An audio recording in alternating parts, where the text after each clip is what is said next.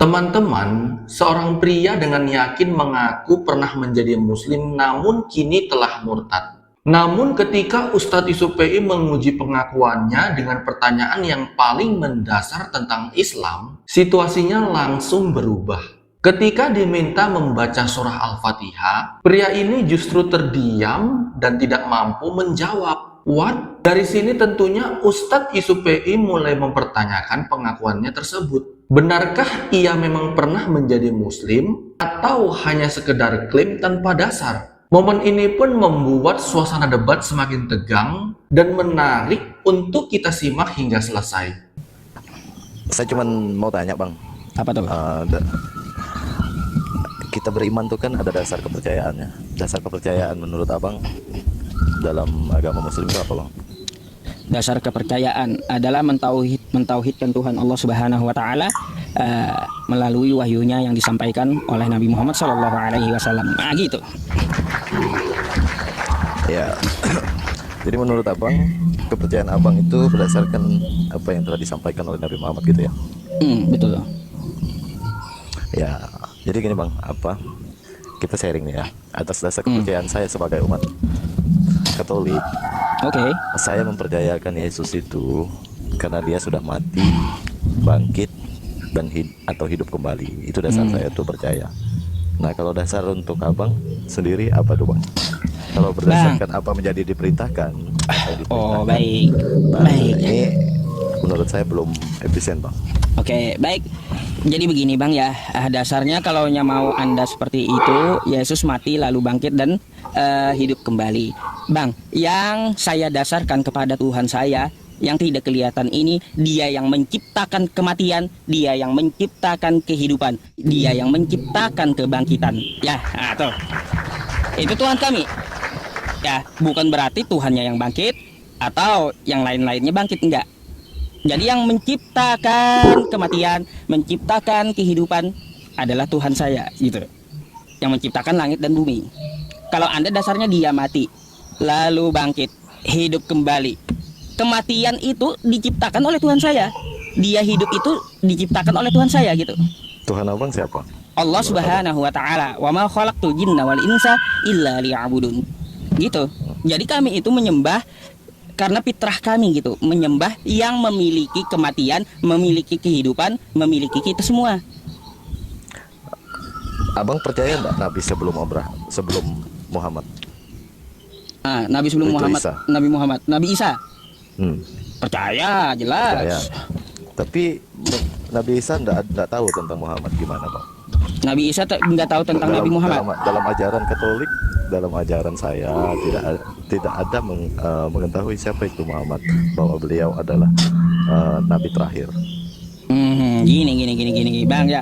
Kalaunya kita lihat Nabi Isa ya, itu ada menubuatkan di As-Saffat ayat 6, dia menyebutkan Nabi Muhammad. Kan gitu.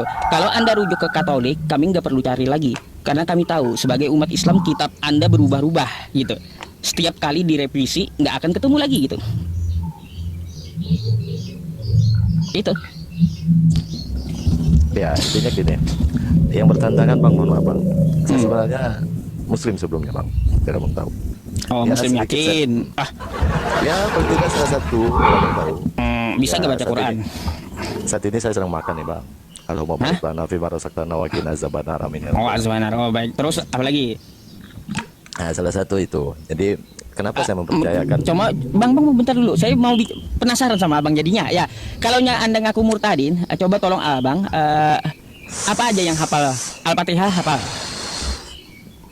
Sejauh ini saya tidak semua hafal. Karena gini bang, karena Waduh. mayoritas dengar dulu, karena mayoritas teman-teman saya Muslim, mereka cuma tahu baca tapi tidak tahu artinya. Menurut saya gini, ketika kita tahu baca doang tidak tahu artinya, itu percuma bang. Menurut saya percuma. Jadi itu. Baik. Terus yang bertentangan juga di hati saya, yang disebut jihad itu apa bang? Pak, nanti dulu ke sana. Bang, Pak, sebelum saya jawab pertanyaan Anda, coba bacain Al-Fatihah, Dok. Ya jadi gini, saya kasih tahu bang, saya dilahirkan secara Kristen, saya pernah masuk Muslim. Nah, tapi dengan demikian ajaran yang masuk ke saya, ya secara otomatis saya mau perlu logika bang, logika yang saya maksud. Makanya yang bertentangan sekali di hati saya itu adalah yang disebut jihad itu bang. Oh ya, terus? Nah itu, jadi itu yang bertentangan sekali di saya. Sebentar, pause dulu di sini. Kalian dengar tadi, dia bilang pernah jadi muslim, bahkan mengaku murtad dari Islam, tapi ketika diminta hal yang paling dasar, coba baca Al-Fatihah, dia malah bilang, saya belum sampai ke sana. Lah, bagaimana ceritanya mengaku pernah jadi muslim, Al-Fatihah saja tidak hafal? Ini kan aneh. Lalu saat diminta lagi untuk membaca ulang, dia malah mengalihkan pembicaraan ke hal yang lain. Baik. Jadi abang nggak hafal Al-Fatihah? Enggak bang. Iya. Garuk-garuk kepala saya jadinya. Kok bisa ya ngaku muslim nggak hafal Al-Fatihah gitu? Itu muslim mana gitu loh ya? Nah ini bang, tugas saya. Iya. Bahaya Betul. kali gimana dia sholat kan kagak hafal Al-Fatihah gitu.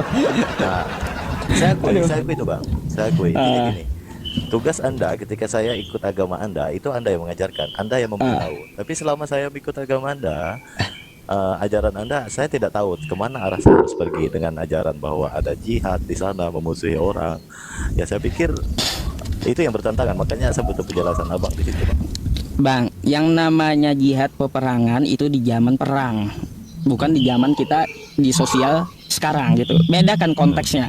Al-Quran ada menceritakan waktu di zaman peperangan, ada juga di waktu zaman sekarang bersosial.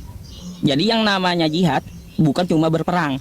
Kita pun mencari nafkah buat anak istri itu juga jihad. Kita melangkahkan kaki kita ke masjid itu juga terhitung jihad gitu. Gini, bang, Jadi gitu menurut bang. abang, Jadi konotasi kata jihad itu jangan Anda maksudnya itu jangan jangan alergi gitulah intinya. Adapun kesimpulan dari perdebatan kali ini adalah mengaku pernah menjadi muslim tentu bukanlah hal yang sulit, tetapi membuktikannya adalah perkara yang berbeda. Ketika Ustadz Yusuf PI mengajukan pertanyaan yang sangat mendasar tentang Islam, justru terlihat pengakuannya mengundang banyak tanda tanya. Yang menarik, Ustadz Yusuf tidak langsung menyerang dengan emosi. Beliau hanya meminta bukti atas klaim yang dilakukan. Namun ketika pertanyaan dasar tidak mampu dijawab secara langsung dan pembahasan terus dialihkan ke topik yang lain, publik tentunya berhak mempertanyakan pengakuannya tersebut. Dari perdebatan ini kita belajar bahwa kebenaran tidak ditentukan oleh seberapa keras kita berbicara, melainkan seberapa kuat kita mampu mempertahankan klaim yang kita buat sendiri. Pada akhirnya, biarlah penonton yang menilai apakah ia memang benar-benar pernah masuk Islam dan meninggalkannya, atau sejak awal ia memang tak pernah menjadi seorang muslim.